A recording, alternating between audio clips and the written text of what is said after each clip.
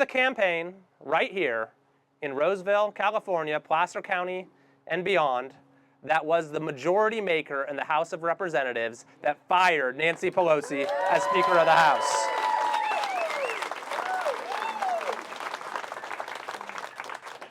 Together, we have shown that no matter how corrupted our politics have become, no matter how broken our government might be, there is still no greater force in American democracy than citizens who believe in our country and are willing to fight for it. And I know that's all of you here today.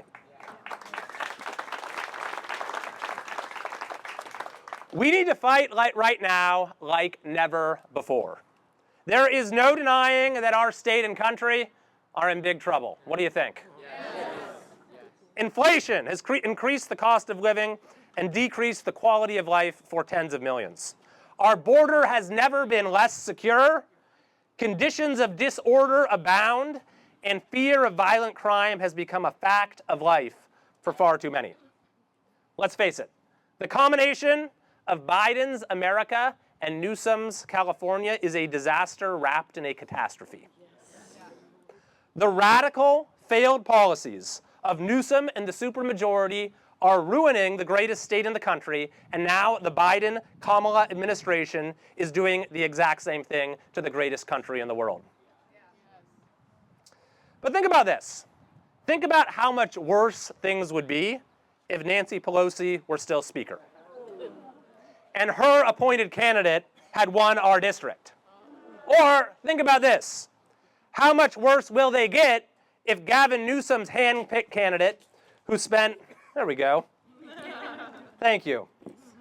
If Gavin Newsom's hand-picked candidate, who spent the last 5 years by his side in his corrupt administration, if she were to become the new member of Congress for our area. You see, in our area here, in Placer County, in the other counties that I represent, we have shown a better way. We have fought off the onslaught of harmful state and now national policies to preserve our quality of life. We've created an island of sanity amidst a sea of insanity. And my number one priority as your congressman will always be protecting that, protecting and fighting for our communities and our quality of life. Because make no mistake, they are coming after what we have here. Our opponent is as radical as they come and would fit in nicely with AOC and the squad. Her mentor is Gavin Newsom. Her hero is Eric Swalwell. Right now, California's most radical politicians, Swalwell and Adam Schiff, are posting videos attacking us and promoting our opponent. And of course, Gavin Newsom has made it his personal mission to see that we are defeated. They want to keep our state and country on a downward spiral. And more than that, they want to make our communities here look more like the rest of California. The crime of Oakland, the waste of San Francisco, the homelessness of LA. They want to bring that here. Well, I will tell you right now, we are not going to let that happen.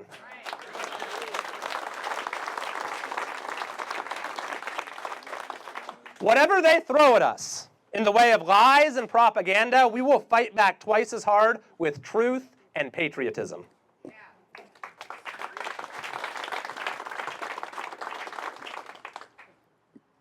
We will fight for our communities, for our state, and for our country, and we will shock the political establishment again. The stakes in 2024, my friends, could not be higher. But the good news is our movement of California citizens, parents, and patriots has never been stronger. Just think about what we've accomplished these last 17 months. Despite the narrow House majority and the Democrat Senate and White House, we have had many key, I'm going to have like a whole set of weights up here by the time I'm done. We have had many key legislative victories. Among our first actions was to sponsor a bill to end the national COVID emergency, which we successfully pressured Biden to sign into law. We then ended vaccine mandates for federal employees and international travelers and got the Department of Defense to correct the records of military service members wrongfully terminated for their personal medical decisions. We also passed legislation that was signed into law showing the truth of what you once weren't allowed to say, that COVID likely did come from a Wuhan lab. Our amendment to prohibit toddler mask mandates passed the House, and we helped pass legislation that forbids the Department of Transportation from imposing another mask mandate. That bill is now law. And we're leading the national effort to make sure every university drops their nonsensical COVID vaccine mandates. We only have 28 more to go. Our landmark First Amendment legislation stopping government surveillance of journalists and forced disclosure of communications passed the House of Representatives unanimously. A bill we sponsored to freeze the $6 billion that Biden gave Iran passed the House overwhelmingly. We requested an investigation into the secret Chinese biolab. You know about that one? Yes.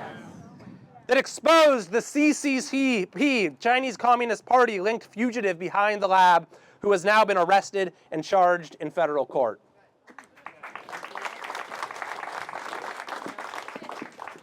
We're leading the national movement for fentanyl dealers to be held accountable and charged with murder. We sponsored and passed through the House legislation to stop Newsom's plan to ban gas-powered vehicles in California. We stopped the mayors of 5 sanctuary cities. Are we okay? Okay. All right. Stay hydrated, everyone, please. Stay hydrated. We stopped the mayors of 5 sanctuary cities from getting more federal funding, and we introduced the first ever standalone bill to end sanctuary policies nationwide. We led the opposition to Julie Su, another Newsom alum. And we stopped her from failing up and getting confirmed by the U.S. Senate. We sponsored legislation to forbid the Federal Reserve from issuing a central bank digital currency, which just recently passed the House of Representatives. We helped pass the Lower Energy Costs Act through the House to allow American energy independence. We introduced a school choice amendment, which was included in the Parents' Bill of Rights that passed the House. And we helped pass through the House the Protect Women and Girls in Sports Act.